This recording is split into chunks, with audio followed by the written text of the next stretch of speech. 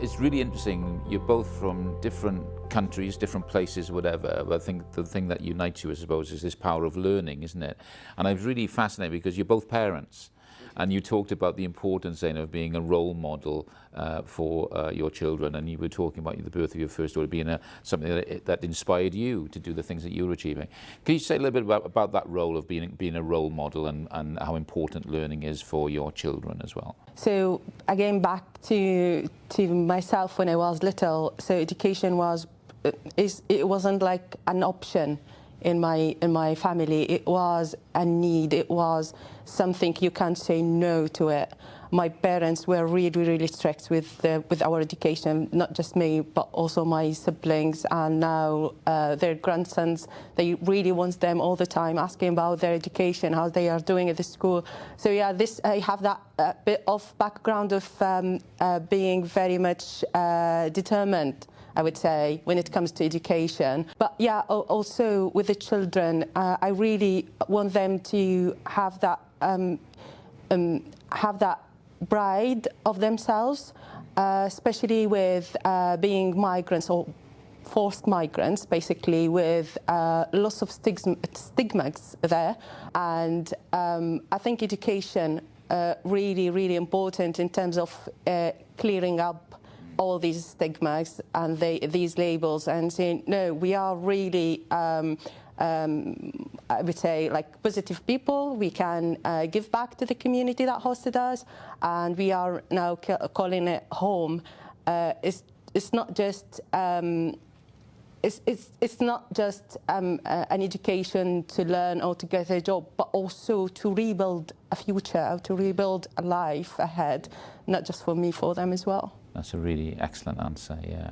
Tell us a little bit about, if we may have people watching this that might think about, well, it's okay for you, education, whatever, it's not really right for me. What advice would you give to someone who's thinking about further learning or picking up a new skill? What advice would you give them? Should we start with you, Isaac? Yeah, so like I said, I got kicked out of school. I hated in-class learning, but that isn't the be-all, end-all of education. Like, I found an amazing path with Swansea Council and in an apprenticeship programme. And it's not just construction, there's a million options out there. And it's not just classroom learning, you can do hands-on learning. Also, you are getting paid for it as well, which is a bonus. But you're not stuck in a classroom, you're out doing things hands-on. So I would recommend it to anyone. It's the right form of learning for you? Yeah, it's the right form of learning for me, yeah, exactly. Did you ever feel like giving up, Isaac? Oh, yes. And so what stopped you? When you get to those moments, because we all have those moments when we think, do you know what, I'm going to just jack it in and I'm not going to do it. What was that made the difference that made you continue? The big difference for me was my daughter, but also the options that Gower College gave me. I thought, so with school, I was just labelled as a bad boy, misbehaving, but then when I came to college, they helped me find something that was well suited for me. So I think that when they gave me the options they gave me, and I had my daughter there, and I wanted to provide for her, I just found the right path. Yeah.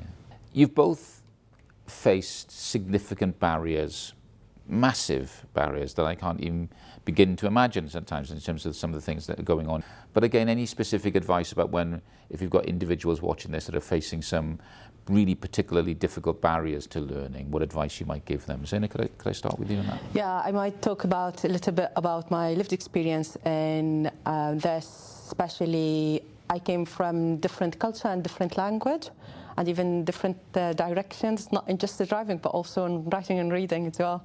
So yes, I would say, never give up, and always you have to look at other options. If this learning style doesn't work with you, definitely there is another. But as a person who sign language in my own language, I thought, okay, so let's go and explore how sign language works in the UK. And from that course, I was able to communicate with people, and I found a safe place for me a safe environment to learn English through sign language, basically, with other learners and my fabulous tutor. And then being out in the with people in the community, with charities, doing volunteer work. Yeah, that style really worked for me. How about you, Isaac? Well, we've had a few things happen to me and my family this year, and just the support, just reach out for support, the support the college gave me, the support work gave me. I couldn't ask for anything else. It gave me time to grieve my brother-in-law, and it was a hard time, but just reach out to people. Don't fight these battles on your own. Reach out to people and they can support you and help you on your journey. That feels like a really important message from both of you, actually, is that you're not alone. So anybody sort of like listening is to find and reach that tutor or somebody in a support role that can actually support you and help you. Fascinating stories. What next? You're Zaina doing some fantastic work, a really important organisation, City of Sanctuary. What are your hopes for the future? What's Zaina going to look like in the next 5 to 10 years then? What's the future hold for you? Yeah, so hopefully the coming 3 years I will be finishing my PhD. Yeah, I will definitely explore more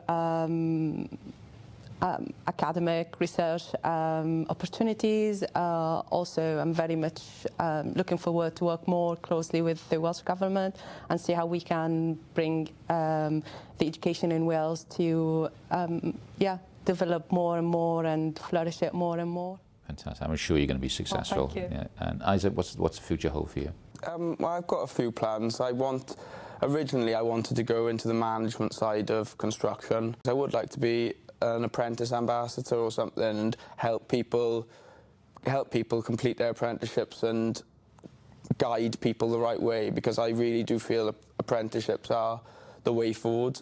I find that if anyone has struggled in school, don't get me wrong, if you want to get a degree, you get a degree, but with an apprenticeship, I think there's a lot of people out there who just push it to the side, and I really think that you shouldn't, and it's a really good path for work. So I would like to help be an apprentice ambassador and work my way up that way. I think you'd be brilliant.